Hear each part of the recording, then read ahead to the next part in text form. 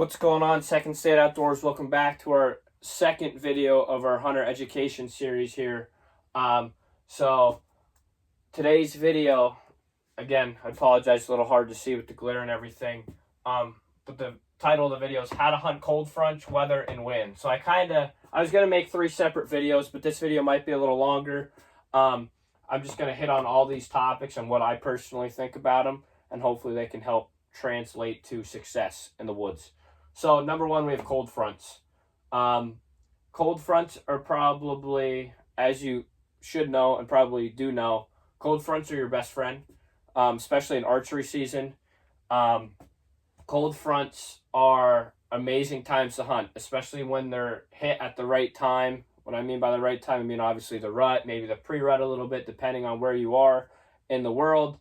Your cold fronts could be your best friend. So cold fronts, for example, let's say it's mid-October and it was 80 degrees, 80 degrees, 80 degrees, 80 degrees for the high.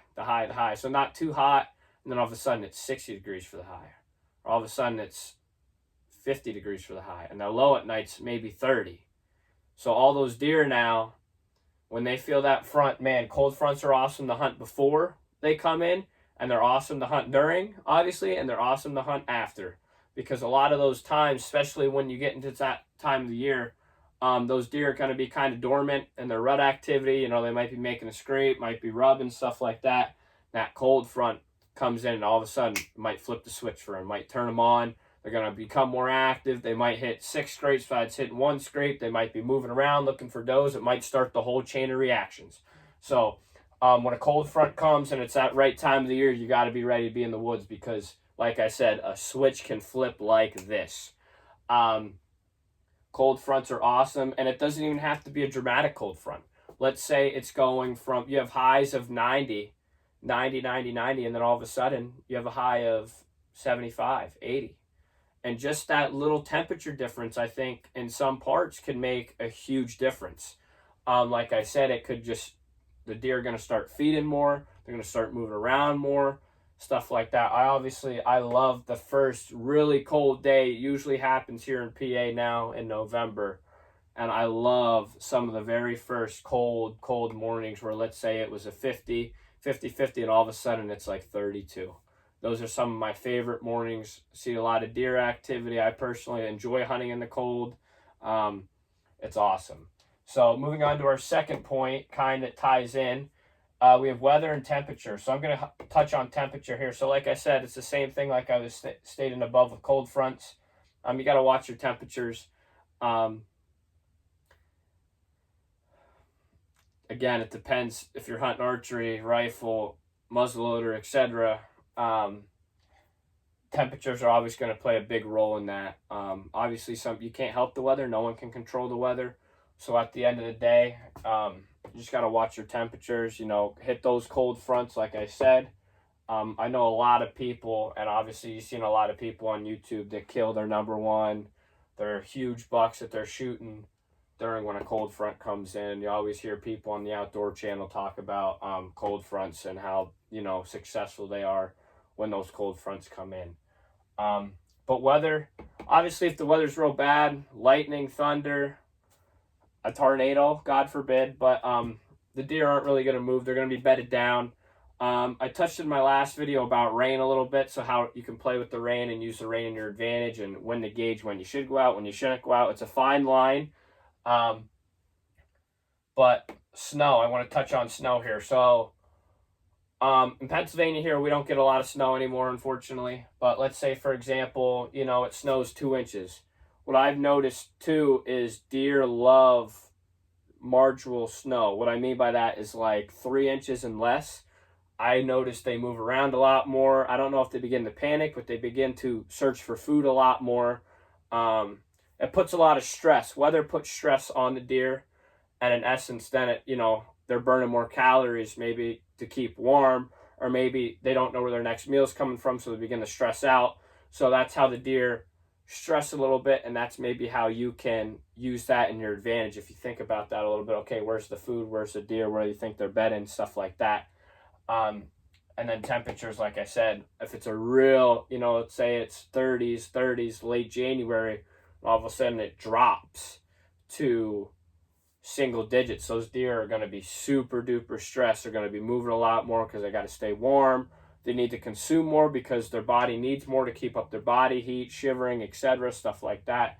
So that's how temperatures can play a role in it. Last is wind. Wind is huge. Not a lot of people understand how to use the wind in their advantage. So personally, I like to set up downwind of where I think the deer are going to come. That way, let's say you are the deer and I'm me, and the wind's blowing towards my face. That means I feel the wind hitting my face. That means my scent's going to go behind my ears. Versus if I'm this way, again, you're the deer, I'm me. The wind's hitting my face. Where's my wind going? It's going right to their nose. And obviously, if you're a hunter, you know that's no good. So you really need to use the wind in your advantage. And it's not just for your setups, your stand setups, if you sit on the ground like me, if you sit in a blind, anything like that. Wind is so super important. Even your access in and out. Let's say you have to walk by a bedding area to get to your tree stand. Well, guess what? If the wind's here, it's blowing right into that bedding area. Those deer are going to smell it. They might bust out the side, bust out the back. You'll never even know you spooked them. Obviously, wind, super hard to control. It's probably public enemy number one.